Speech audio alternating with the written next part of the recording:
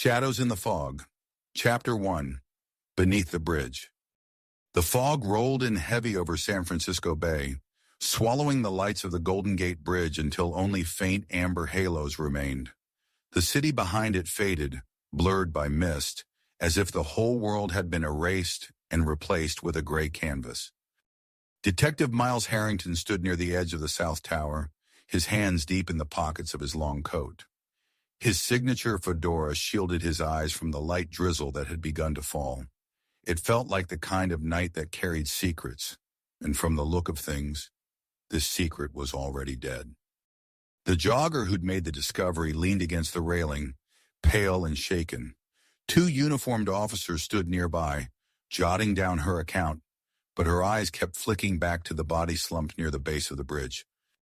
"Logan Prescott," said Detective Julia Reyes, pulling up beside Miles, "CEO of Luminar Technologies." Miles gave a low whistle.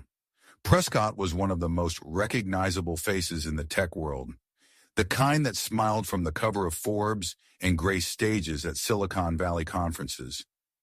Yet here he was, hood pulled over his head, sprawled like a forgotten stranger in the cold. "What's a tech billionaire doing alone under the Golden Gate at this hour?" Miles asked, crouching beside the body. "That's what I was hoping you could help with," Reyes replied, folding her arms. Miles studied the scene. Prescott's body had no visible wounds, but his hands were arranged oddly over his chest. The left palm rested on top of the right, fingers splayed in an unusual pattern. It struck him immediately as intentional. "Looks posed," Miles muttered. Reyes knelt beside him. "That's not all. Check this out." She carefully lifted the edge of Prescott's shirt, exposing his torso. There, carved faintly into the skin, were symbols, intricate looping patterns that looked almost ancient.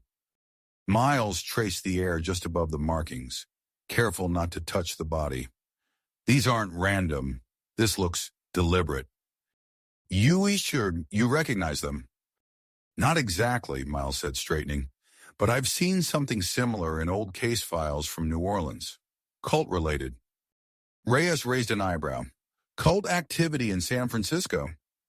"I wouldn't rule it out. This city's history is full of strange corners most people ignore." Miles glanced toward the thick fog drifting across the bridge. And sometimes the fog hides more than just the view. A uniformed officer approached with a tablet in hand. "Preliminary autopsy report just came in. No drugs, no physical trauma. Time of death estimated around 10:30 p.m. Miles glanced at his watch. It was just past midnight. Prescott had been dead for barely an hour and a half. "What about surveillance footage?" The officer shook his head. "Cameras near this area had a technical glitch between 10 and 11. "Of course they did," Miles muttered, feeling the familiar itch of a cover-up. Reyes exhaled sharply, rubbing the back of her neck. "This doesn't feel random. Prescott had no reason to be out here.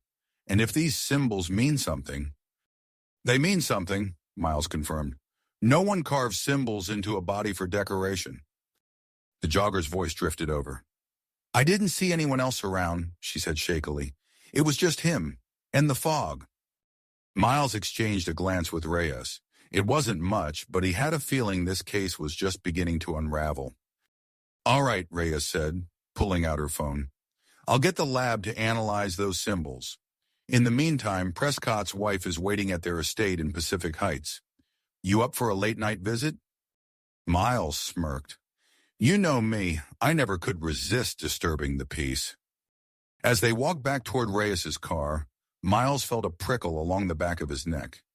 From across the bridge, barely visible through the fog, stood a figure watching them. A man clad in a dark trench coat, motionless beneath one of the flickering lights.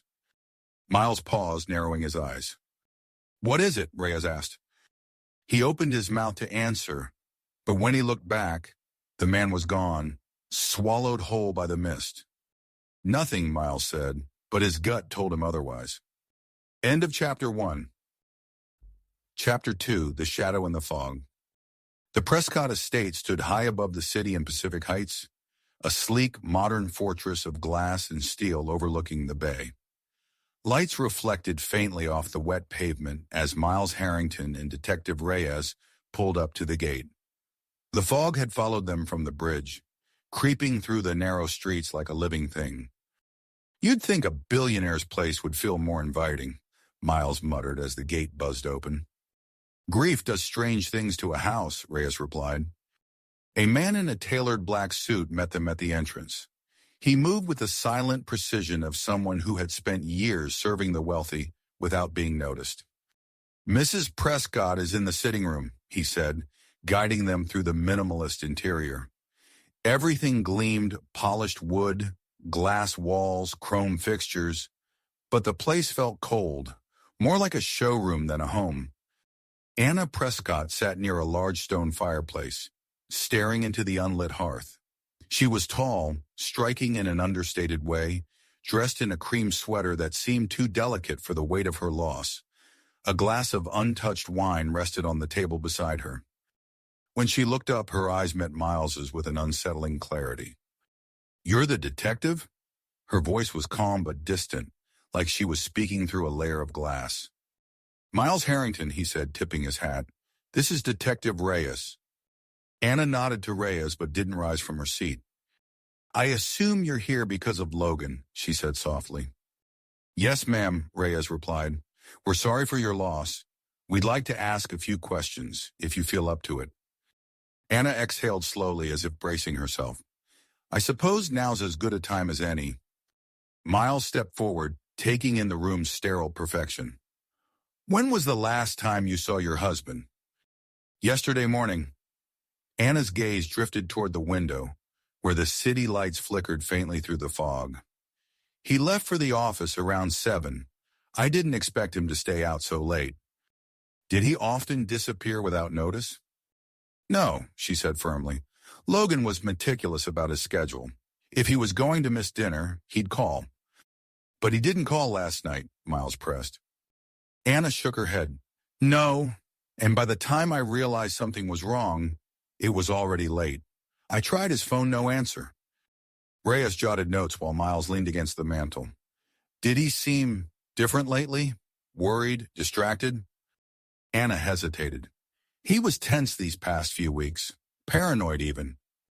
"About what?" She shifted uncomfortably, glancing toward the butler standing silently near the door. Logan kept talking about being followed. He said someone was watching him, though he couldn't explain why. "I thought it was just stress. His company's been under pressure with the launch of their new AI system." Miles caught the flicker of doubt in her eyes. "You didn't believe him?" "I tried to," she admitted. "But Logan wasn't himself. He started spending more time locked in his study, researching things that didn't make sense to me."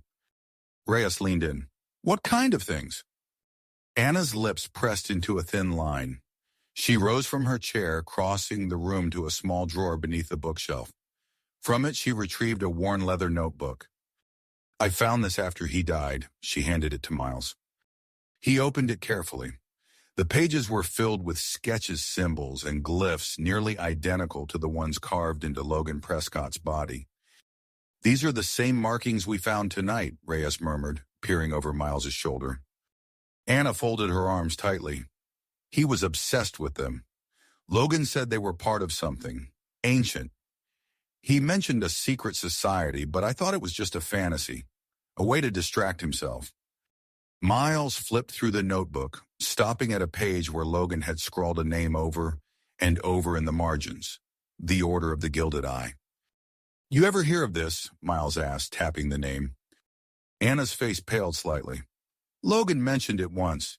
He said they were a group tied to San Francisco's old families, but he never explained further." Reyes exchanged a look with Miles. "Mrs. Prescott," Reyes began, tucking her notepad away, "do you think Logan feared for his life?" Anna met her eyes without wavering. "Yes, I think he knew something dangerous." Miles closed the notebook and handed it back. "We'll need to keep this for now." Anna nodded silently, her fingers trembling as she released it. As they stepped out into the night, the fog thickened around them. Miles glanced back at the towering glass walls of the Prescott estate, feeling the weight of unspoken secrets. Think she's telling us everything? Reyes asked, her hands shoved into her coat pockets. No, Miles said, but I think she's scared enough to want us to find out. They walked toward the car, the silence stretching between them. Miles was about to open the door when something caught his eye. A figure standing near the edge of the property, just beyond the estate's iron gate. It was the same man from the bridge. Miles took a step forward, but the figure melted into the fog, leaving nothing but empty space behind. You see that? He asked, narrowing his eyes. Reyes frowned. See what?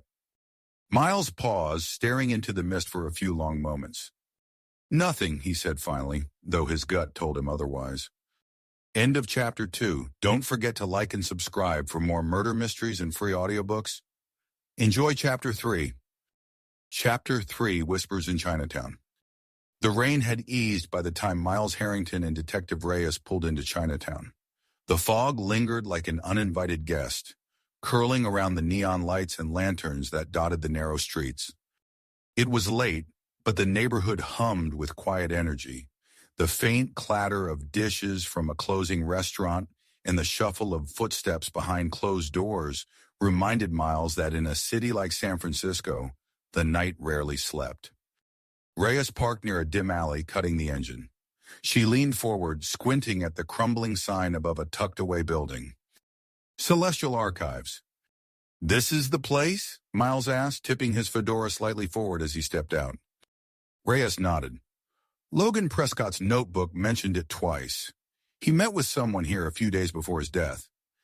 Miles took in the weathered exterior. The place looked forgotten, the kind of building that melted into the background if you weren't looking closely. A brass bell jingled faintly as Reyes pushed open the door.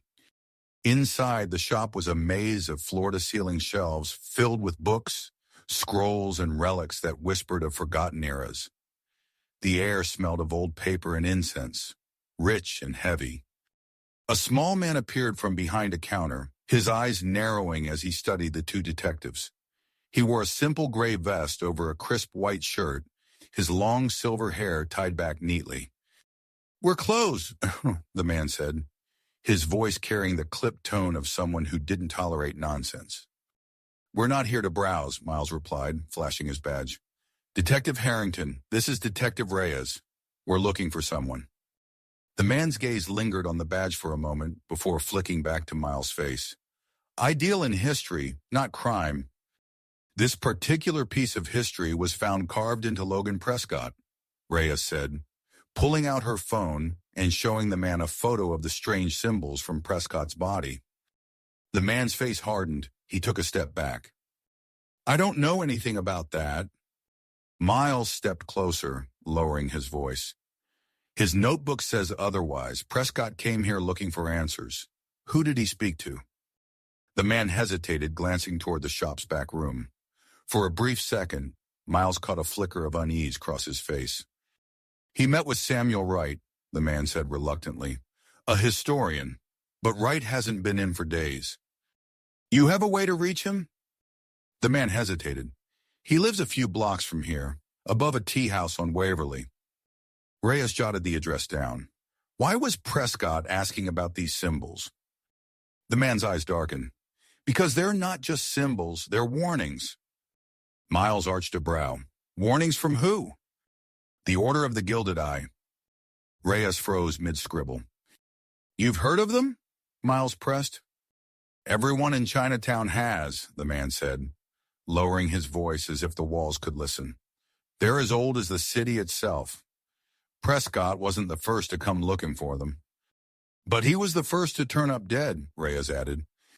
The man's silence spoke louder than words. Miles slid his card onto the counter. If Wright shows up, call me. As they stepped back outside, the fog was thicker, swirling beneath the street lamps. Reyes glanced at Miles. This is starting to feel like one of your old cases. It's got that smell, Miles muttered, adjusting his coat collar. The kind that doesn't wash off easy. They headed toward Waverly Place, passing under rows of lanterns swaying gently in the wind. The tea house wasn't hard to find, a narrow building with jade green accents. A small sign near the door read, Golden Lotus Tea Room. "This the spot?" Reyes asked. Miles nodded. "If Wright's got answers, we'll find them here." The staircase leading up to the apartments creaked beneath their feet. On the second floor, Miles knocked firmly on the wooden door labeled 2B. Silence. Reyes leaned against the railing, scanning the empty street below. Maybe he's not home. Miles tried the knob. It turned. Or maybe he's been waiting. The door creaked open, revealing a dimly lit apartment. Papers were scattered across the floor, books toppled from shelves as if someone had left in a hurry or had been searching for something they couldn't find. "Right?" Miles called, stepping inside cautiously. Reyes flicked on her flashlight, sweeping the beam across the room. Near the window, a desk sat covered in papers. At the center was an envelope addressed to Logan Prescott, the seal already broken. Miles opened it carefully, reading aloud. "Logan, they're closer than you think. The Gilded Eye sees everything, even in the dark. Stop searching before it's too late." "Right." Reyes exhaled sharply. "Looks like Wright tried to warn him." Miles's eyes narrowed. On the back of the letter, faintly sketched in graphite, was a familiar symbol. The same one that had been carved into Prescott's body. Before either could speak, footsteps echoed from the hallway outside the apartment. Miles stiffened. "Did you hear that?" Reyes nodded, hand inching toward her holster. The footsteps stopped just outside the door. Miles glanced at Reyes. With a silent nod, he yanked the door open. But the hallway was empty, save for the faint swirl of fog seeping in through a cracked window at the far end. "He's gone," Reyes said, lowering her hand from her weapon. "Maybe?" Miles studied the hall, lingering on the shadows pooling beneath the flickering lights. "Or maybe he's still watching." End of Chapter 3. Chapter 4. The Vanished.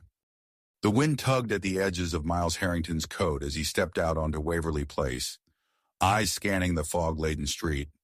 Whoever had been watching them was gone, or perhaps hiding just out of sight. Reyes lingered at the doorway of Samuel Wright's apartment, her brow furrowed. "You think Wright took off, or was he taken?" Miles considered the ransacked room behind them. Hard to say, but if he was scared enough to warn Prescott, odds are he's running from someone who doesn't like loose ends. Reyes locked the door behind her. "We'll put out a bolo on Wright, but if the Order of the Gilded Eye is real..." She let the thought hang. "They don't play by the usual rules." They made their way back to the car in silence, the narrow streets of Chinatown folding around them like an ancient labyrinth. The city felt heavier tonight, the usual hum of traffic and nightlife distant beneath the suffocating weight of the fog. As Reyes started the engine, Miles's phone buzzed. Unknown number. He answered with a cautious, "Harrington." A strained voice crackled through the line. "Detective Harrington, you were at my apartment." Miles sat up. "Samuel Wright?" "Yes, I saw you. I wasn't ready to talk." Miles exchanged a glance with Reyes. "Where are you now?" A pause. "I can't say, but you're in danger, Detective. I didn't think they'd come for Prescott this soon." "Who are they?" Miles pressed. "The Order," Wright hissed. "I tried to tell Logan to stop. I begged him." Why was Prescott so interested in them? Wright's breathing grew heavier. "He found something buried deep in Luminar's data systems. Records that weren't supposed to exist." "What kind of records?" Wright's voice dropped to a whisper. "Transactions. Private meetings between Logan and members of the Order." At first he thought it was industrial espionage, but it was bigger than that. Reyes leaned closer to listen in. Why would a tech CEO be tied to an ancient secret society?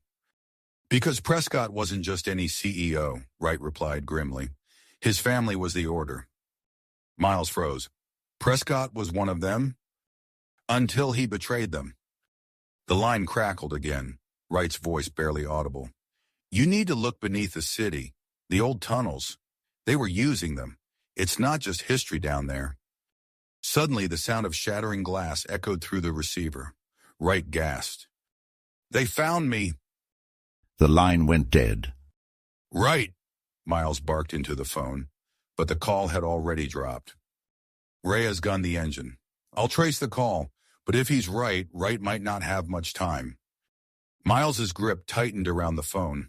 Head toward the waterfront. If he's hiding, those tunnels aren't far from there.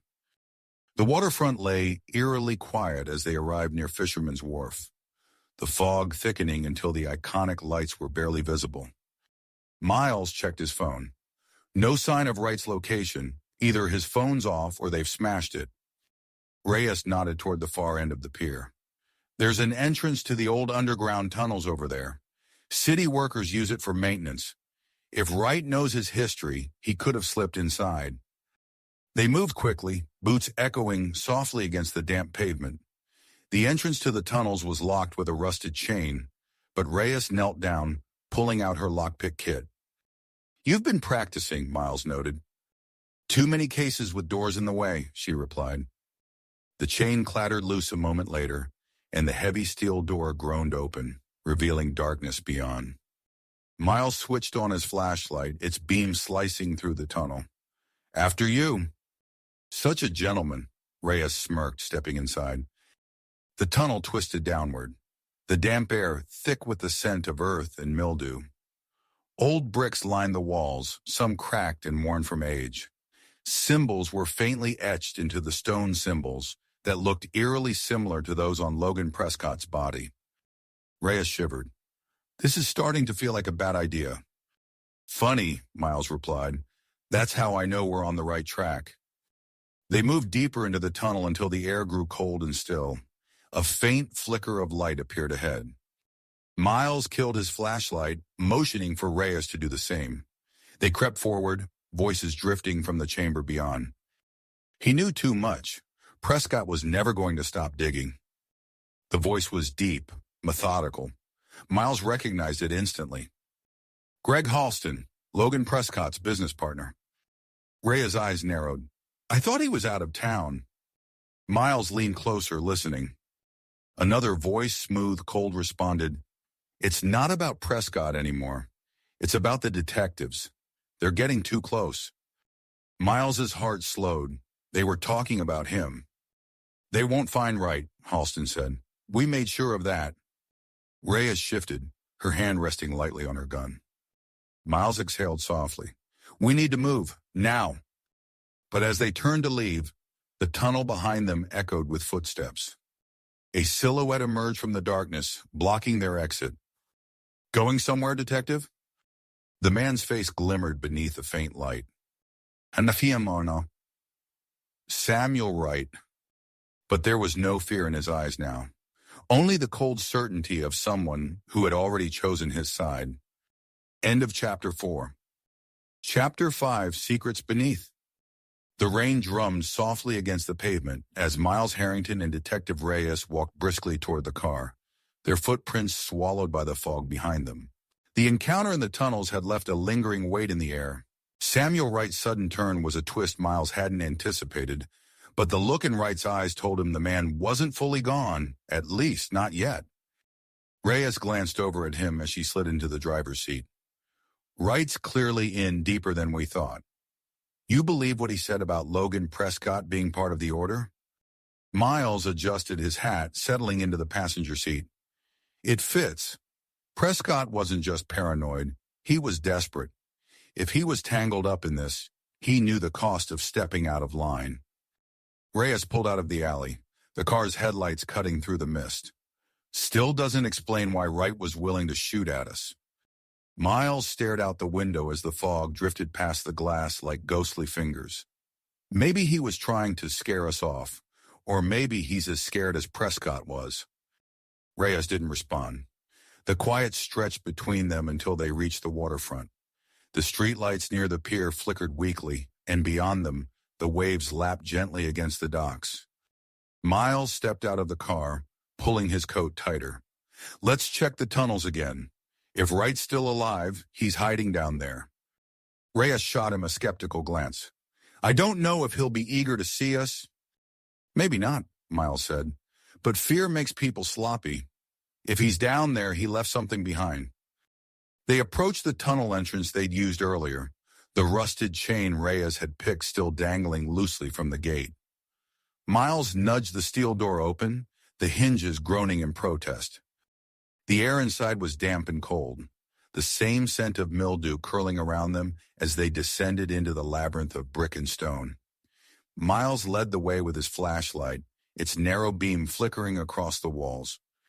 Faint carvings marked the stone symbols, eerily similar to the ones they'd found on Logan Prescott's body. Reyes traced one with her gloved hand, frowning. "These markings, they've been here a long time." Miles nodded. "This city was built in layers. The deeper you go, the more history you find. The Order's roots probably run deeper than anyone realizes."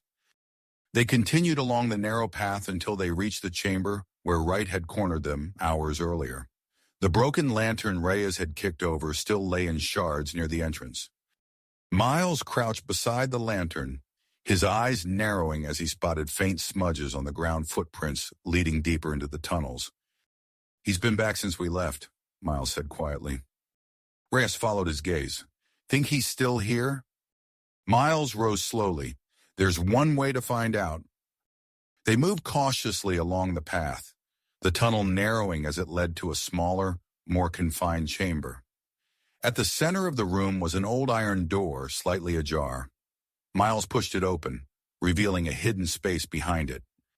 The room was small and filled with aged crates, rusted tools, and a worn desk covered in papers. Atop the desk lay a single leather-bound book. Miles stepped closer, lifting the cover carefully. The book was filled with sketches and notes diagrams of symbols, references to secret gatherings, and names written in careful, deliberate script. One name caught Miles's eye, scrawled in bold letters across the bottom of the page: Marcus Prescott. Reyes leaned over his shoulder. "Logan's brother?" Miles nodded grimly. "Looks like Marcus is more involved than we thought." As they sifted through the book, a faint sound echoed from the tunnel behind them, slow, deliberate footsteps. Reyes drew her weapon instinctively. "Someone's coming!" Miles extinguished the flashlight, plunging them into near darkness. They waited in silence as the footsteps approached, stopping just outside the chamber. A familiar voice called softly into the shadows, "Harrington, I know you're in there." It was Wright. Miles stepped forward, emerging from the darkness. "You've got a funny way of asking for help, right?" Wright hesitated at the entrance, his eyes flickering between them and the open book on the desk. He looked thinner, more haggard than before, his suit disheveled and damp. "You weren't supposed to find that," Wright said quietly. Miles held up the book. "So Marcus Prescott's in on this. Did he kill his brother?" Wright's jaw tightened. "It's not that simple." "Make it simple," Reyes snapped, her gun still raised. Wright raised his hands, showing he wasn't armed. "Marcus didn't kill Logan, at least. Not with his own hands. But he gave the Order what they needed. Logan was in too deep. He tried to back out, and Marcus made sure he paid the price." Miles studied Wright's face. "And you? What did they promise you to keep quiet?" Wright's gaze dropped to the ground. "Survival." A long silence hung between them, broken only by the distant dripping of water from the tunnel walls. Reyes lowered her weapon slowly. "We can protect you, Wright, but you need to help us bring Marcus down." Wright's eyes met Miles's. "You don't understand. You think Marcus is the end of this, but he's just a piece. The Order runs deeper than one man. Even if you arrest him, the rest will keep moving in the shadows." Miles's voice was steady. "Maybe, but I'll start with him." Wright exhaled, his shoulders sagging in defeat. "Marcus is meeting with them tomorrow night, a private gathering beneath Prescott Tower. If you want him, that's where he'll be." Miles nodded. "We'll be there." As they left the tunnels, Wright's words echoed in Miles's mind. The Order wasn't just after Prescott. They were after something bigger. And Miles wasn't sure if he was ready for what he was about to uncover. End of Chapter 5. Chapter 6, The Labyrinth. The rain had stopped by the time Miles Harrington and Detective Reyes emerged from the tunnels, but the fog clung to the streets like wet cloth, blurring the edges of the city. The silence of the waterfront felt heavier than usual, as if the city itself was holding its breath. Reyes tucked her hands into her coat pockets, her eyes fixed on the glow of distant streetlights. "Tomorrow night at Prescott Tower," she said softly. "If Wright's telling the truth, Marcus is deeper in this than we thought." Miles adjusted his hat, watching as mist curled beneath the street lamp overhead. "Wright's desperate, but he's not lying. He wouldn't risk crossing Marcus if he didn't think we were his last shot at staying alive." Reyes stopped at the edge of the pier, leaning against the railing as she gazed out over the water. The Golden Gate Bridge loomed faintly in the distance, its towers vanishing into the thick fog. "I don't like it," she admitted. "Feels too neat. Prescott's dead. His brother just happens to be next in line. And now we've got a secret society meeting under the company he left behind." Miles stood beside her, the soft hum of the city carrying over the water. "Neat isn't the word I'd use," he said. "The Order of the Gilded Eye doesn't seem like the type to leave loose ends." Reyes turned to face him. "And if Marcus knows we're on to him?" Miles' eyes narrowed. "Then tomorrow night, we make sure he knows there's no hiding from it." The next evening, Prescott Tower stood like a monolith against the night sky, its glass exterior reflecting the glow of the surrounding city. The upper floors were still lit, but the rest of the building was dark, save for the faint glow near the lower levels. Miles and Reyes sat in a black sedan parked down the street, watching the building through the drizzle that had returned with the night. "You sure this is the best plan?" Reyes asked, checking her sidearm. Miles's gaze didn't waver from the entrance to the tower. "Marcus doesn't know we're coming. If we go in quiet, we can catch him in the middle of whatever ritual they're holding down there." Reyes exhaled slowly. "I've been a cop long enough to know walking into a secret society's gathering doesn't usually end well." "That's why you're bringing backup," Miles said, tipping his hat slightly forward. She arched a brow. "Backup? You?" Reyes shook her head, muttering under her breath. "You really know how to sell a plan." They stepped out of the car, the damp air heavy around them. The entrance to Prescott Tower was quiet, save for a single security guard posted inside. Miles tugged at the brim of his fedora, nodding slightly to Reyes. She approached the guard, flashing her badge. "Detective Reyes, SFPD, we're conducting a routine sweep of the building."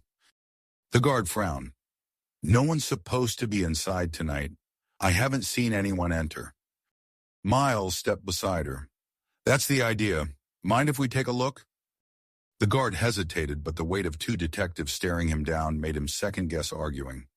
With a sigh, he buzzed them through. As the elevator climbed toward the lower levels, Reyes crossed her arms. "You think Marcus bought him off?" "Either that or he's too green to know better," Miles replied. "Let's hope it's the second one." The elevator stopped at the sub-basement level. The doors slid open with a quiet chime, revealing a narrow hallway that stretched into the dimly lit underbelly of the tower. Miles stepped out first, his footsteps echoing faintly against the polished marble floor. The corridor was lined with old photographs, black and white images, San Francisco's early years. One of the frames caught Miles's attention, and he slowed to examine it. The photo depicted a gathering of men in suits, standing outside a stone archway beneath the city streets. At the center of the group stood a figure wearing a distinctive ring engraved with an eye. Rhea stepped beside him, her brow furrowing. "The Order?" Miles's eyes lingered on the photo. "Looks like they've been around longer than Prescott Tower." They continued down the hallway until they reached a heavy steel door at the far end. The faint murmur of voices drifted from beyond it. Miles knelt beside the keypad, examining it closely. "It's an old model. I can bypass it, but it'll take a minute." Reyes kept watch, her hand resting lightly on her weapon. "Make it fast." Miles worked quietly, his fingers moving swiftly across the panel. The lock clicked softly, and the door eased open. Beyond the threshold lay a large chamber illuminated by flickering lanterns. At the center stood Marcus Prescott, his back to them, as he addressed a small gathering of men and women in formal attire. "Our brother Logan forgot his place," Marcus was saying, his voice calm but commanding. "But tonight, the order stands stronger. His sacrifice ensures that we endure." Miles felt Reyes tense beside him. Marcus turned slowly, as if sensing their presence. His gaze locked onto Miles, a faint smirk curling at the edges of his lips. "Detective Harrington," Marcus said, spreading his arms. "I was wondering when you'd show up." The crowd parted, eyes narrowing as Miles and Reyes stepped fully into the chamber. Miles's hand hovered near his coat pocket. "Funny, I don't remember sending an invitation." Marcus took a step closer, his eyes gleaming beneath the lantern light. "You didn't. But then again, the order doesn't wait for permission." End of Chapter 6. Chapter 7, Ritual of the Eye. The chamber beneath Prescott Tower was colder than Miles Harrington expected. The air felt dense, thick with the weight of old secrets. Marcus Prescott stood at the center of it all, his confident smirk barely hiding the tension simmering beneath his calm exterior. Reyes shifted slightly to Miles's right, her hand hovering near her holster. The flickering lanterns threw long shadows across the walls, distorting the faces of the men and women gathered in the dimly lit room. "Logan Prescott was one of you," Miles said, his voice echoing softly, "and now he's dead. I'm guessing that wasn't part of the plan." Marcus chuckled softly, folding his hands behind his back as he took a slow step toward them. "Logan forgot the rules. The order is built on tradition and loyalty. When you betray those principles, there's always a price." Miles's eyes narrowed. "So, you had your own brother killed?" Marcus's smirk faltered for a brief second, replaced by something colder. "I didn't kill Logan. His fate was sealed the moment he tried to leave the order." "Convenient," Reyes said flatly, taking a step closer. "But you benefited from it, didn't you? Logan's death leaves you at the helm of Luminar Technologies. A little too neat to be a coincidence." Marcus's gaze shifted to Reyes, his eyes calculating. "You think this is about business, Detective? Luminar is nothing compared to what the Order controls." Miles glanced around the room, noting the polished marble floors and carved symbols lining the edges of the chamber. "Seems to me Logan knew too much. Maybe he dug too deep into your little club's secrets." Marcus's expression hardened. "He did, but instead of respecting the knowledge, he tried to exploit it. Logan was blinded by ambition. He thought he could control something older and more powerful than he could comprehend." "And what exactly is that?" Miles pressed. Marcus's eyes flickered toward the far end of the chamber, where a large circular emblem of an eye was engraved into the stone wall. The lantern light danced across it, making it seem almost alive. "The Gilded Eye isn't just a symbol," Marcus said softly. "It's an ancient force. It's been guiding this city's future since before any of us were born. Logan wanted to sever that connection, but you can't escape something that's woven into the bones of this place." Reyes shot Miles a skeptical glance. "Sounds like a lot of mystical nonsense to me." Miles kept his gaze locked on Marcus. "Maybe, but Logan believed it enough to get himself killed." A low murmur spread through the room as the members of the Order shifted uneasily. Marcus raised a hand, silencing them. "You don't understand, Detective," Marcus said, his tone dropping to something more personal. "This isn't just about Logan. It's about you, too." Miles arched a brow. "Me?" Marcus stepped closer, his eyes gleaming.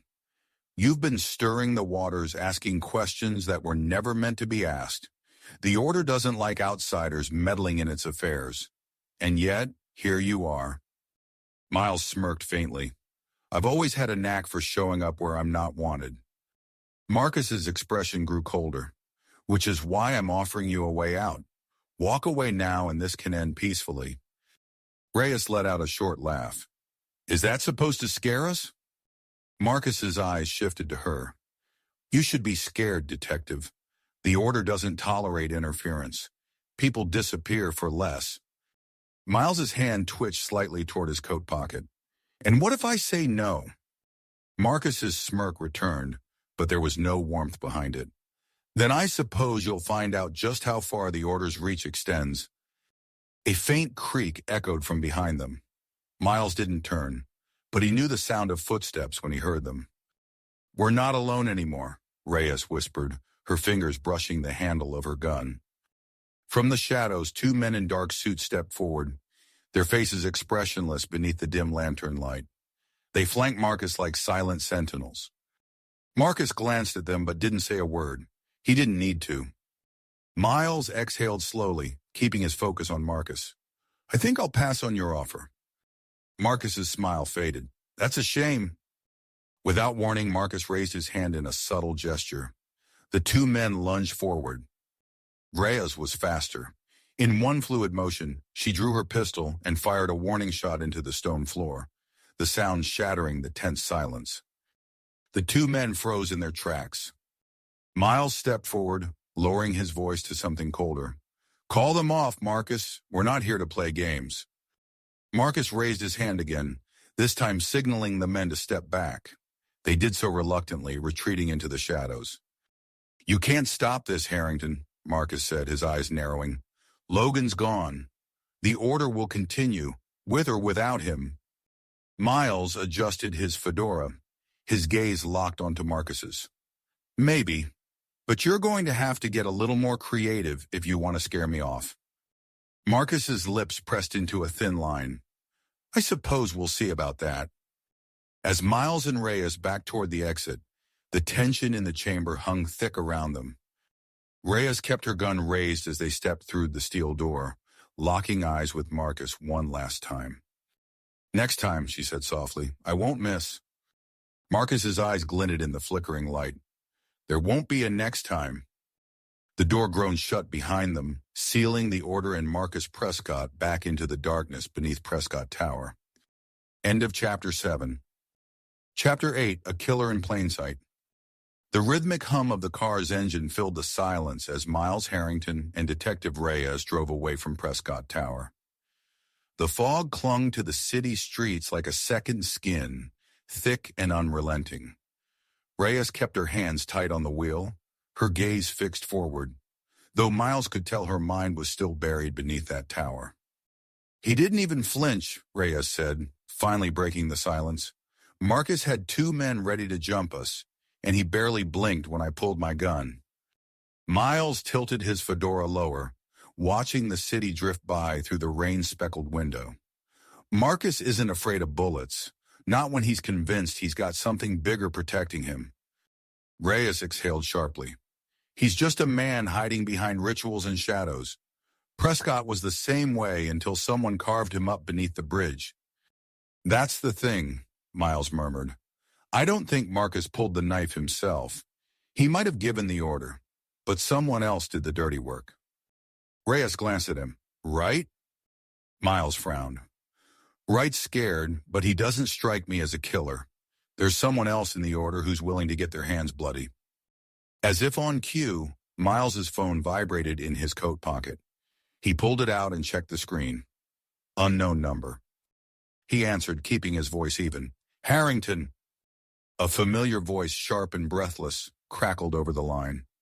You need to get here. Now. Right? Miles sat forward, suddenly alert. Yes, Prescott's estate. Hurry. The line cut out abruptly. Reyes arched a brow. Right? Miles nodded, pocketing his phone. He's at the Prescott estate. Reyes made a hard turn at the next light, accelerating toward Pacific Heights. You think he's finally ready to talk? I think he's running out of places to hide. Prescott's estate loomed dark and empty when they arrived. The iron gates were open, swaying gently in the wind. The heavy glass facade of the mansion reflected the faint glow of streetlights, but not a single light shone from inside. Miles stepped out of the car first, scanning the driveway. Reyes followed close behind. This feels wrong. Right, scared, Miles replied, pushing the gate open further. He probably didn't want to wait outside alone. They approached the front door, which hung slightly ajar. Reyes exchanged a glance with Miles, drawing her weapon. I don't like this. Neither do I, Miles muttered, nudging the door open with his foot. The house was silent, save for the faint creak of the hardwood floor beneath their feet. The sitting room where they had first met Anna Prescott was dark, the fireplace cold. Right? Miles called out, his voice echoing faintly. No response. They moved deeper into the house, stepping carefully past the grand staircase toward Logan Prescott's private study. The door was slightly open, light spilling faintly from within. Miles pushed it open slowly. Samuel Wright sat in Logan's chair, hands gripping the edge of the desk so tightly his knuckles were white. His face glistened with sweat, his eyes darting nervously toward the doorway as Miles entered. Wright, Miles approached cautiously. What's going on? Wright swallowed hard. I saw someone outside watching the house. Reyes scanned the room, but the windows were shut and the curtains half drawn. There was no sign of anyone outside. You called us for that? She asked. Wright's eyes flickered to hers, and for a moment Miles thought he saw genuine fear in them. You don't understand, Wright whispered. Marcus isn't the one you should be worried about. There's someone else, someone inside the order. Miles leaned over the desk, lowering his voice. Who, Wright? Give me a name. Wright's lips trembled. I don't know his name, but I've seen him. He's the one who deals with problems. Prescott knew him too. Called him the Watcher. Reyes crossed her arms. Sounds like another piece of Marcus's scare tactics. No, Wright snapped, his voice rising. He's real. I saw him that night near the bridge. I thought he was following Logan, but I was wrong. He was following me. Miles's gaze hardened. You think he's the one who killed Logan? Wright's eyes darted to the window, as if expecting the shadow to appear at any moment. Yes, and if you don't stop him, he's going to kill Marcus next. Miles straightened, processing Wright's words. If this Watcher was real, Marcus Prescott might not be the one pulling all the strings. But before Miles could speak, the soft creak of a floorboard echoed from the hallway outside the study. Reyes reacted first, swinging toward the door with her weapon raised. Stay here, Miles ordered Wright quietly, before stepping into the hall. The corridor was empty. Miles's footsteps echoed softly as he moved further down, stopping near the back entrance of the house. He listened carefully, his breath shallow. And then he saw it. A faint imprint on the floor damp from the rain.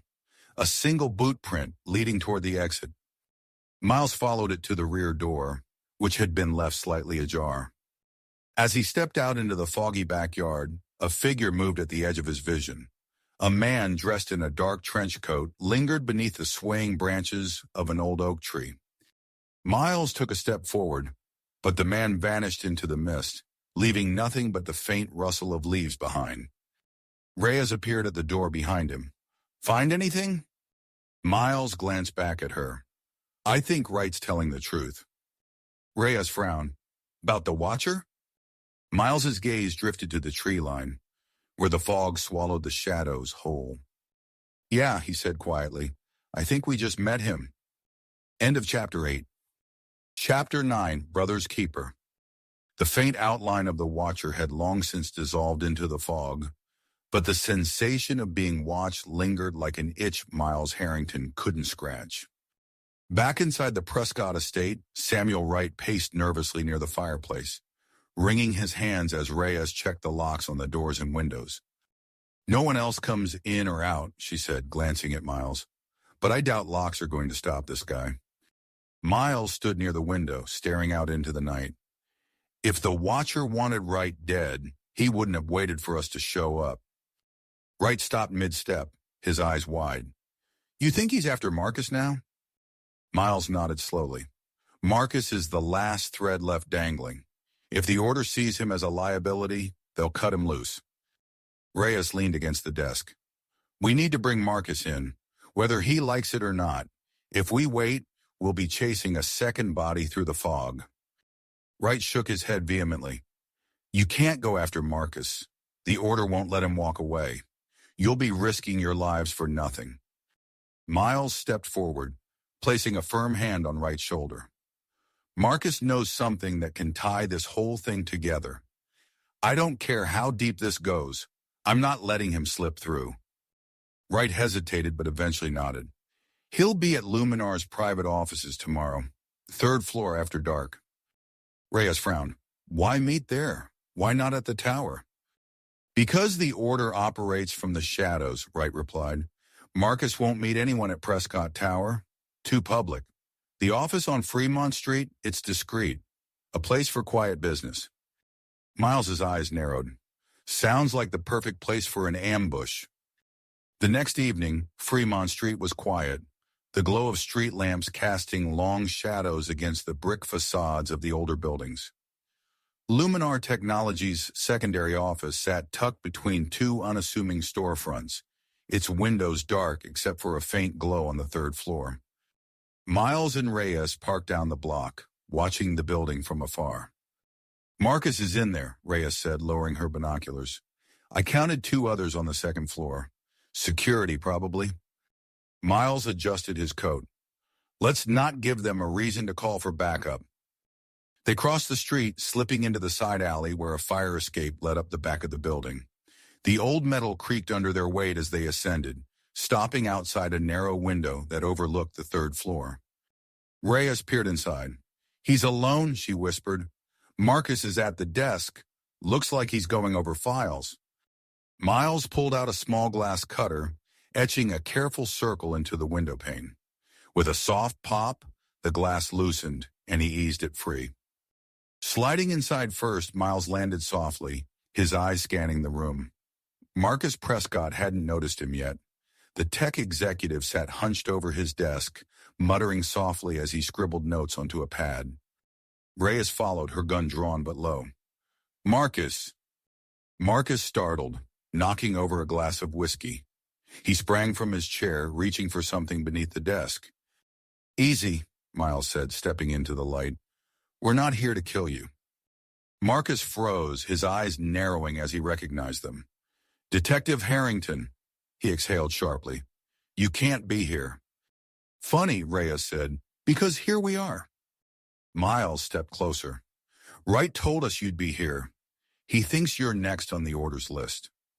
Marcus's eyes flickered with something fear, maybe, but masked beneath his usual bravado. Wright doesn't know what he's talking about.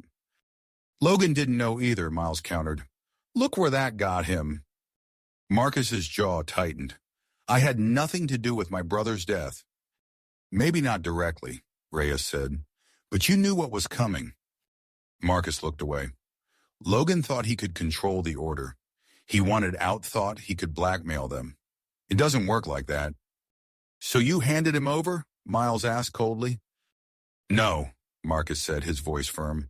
I warned him, but Logan was stubborn. He didn't believe the order would kill one of their own. And now they're after you, Reyes added. Marcus hesitated for a long moment before nodding. I know. Miles stepped closer, his eyes narrowing. Who's the watcher? Marcus's face paled. You saw him? Briefly, Miles replied. He's been following Wright, and probably you too. Marcus rubbed the back of his neck, glancing toward the window as if expecting to see someone watching from the shadows. The Watcher isn't one man, Marcus said quietly. It's a title. The Order always has someone to enforce silence. They're the blade that moves in the dark. You don't see them until it's too late. Reyes tightened her grip on her pistol. And you just let this happen? Marcus exhaled. I don't have a choice. None of us do. Miles shook his head. There's always a choice. You're coming with us. Marcus's eyes widened. You can't. A soft creak echoed from the hall outside the office. Reyes reacted first, spinning toward the door with her weapon raised. Miles grabbed Marcus by the collar, pulling him away from the desk. Stay low. The door handle twisted slowly. Reyes flattened against the wall as the door eased open. A man in a dark coat stepped inside, his hand resting on a concealed blade beneath his sleeve. The Watcher. Miles caught his reflection in the glass, their eyes meeting for a fleeting second before the man lunged. Reyes fired, the bullet shattering the desk lamp and plunging the room into darkness. End of Chapter 9. Chapter 10, Fog Over the Bay. The gunshot's echo faded into the darkened office, but the watcher didn't stop. He moved like a shadow, slipping between the dim outlines of furniture, swift and silent. "Stay down," Miles barked as he yanked Marcus to the floor behind the desk. Reyes took another shot, the muzzle flash briefly illuminating the watcher's silhouette as he ducked and twisted out of the bullet's path. "He's fast," Reyes muttered. "Too fast," Miles replied, his hand hovering near the grip of his pistol. A soft click echoed from the far corner of the room. "Flashlight," Reyes whispered. Miles switched it on, casting the beam over the empty space where the watcher had been moments before. Nothing. The office door now hung open, swaying faintly. "He's gone," Reyes said, lowering her gun. Miles kept the light moving slowly across the room. "Not far. He's circling back." Marcus scrambled to his feet, visibly shaken. "We need to leave now. The watcher doesn't stop until the job is finished." "That's the plan," Miles said, guiding Marcus toward the exit. "But you're not going anywhere alone." Reyes led the way, gun drawn as they descended the stairwell 2 steps at a time.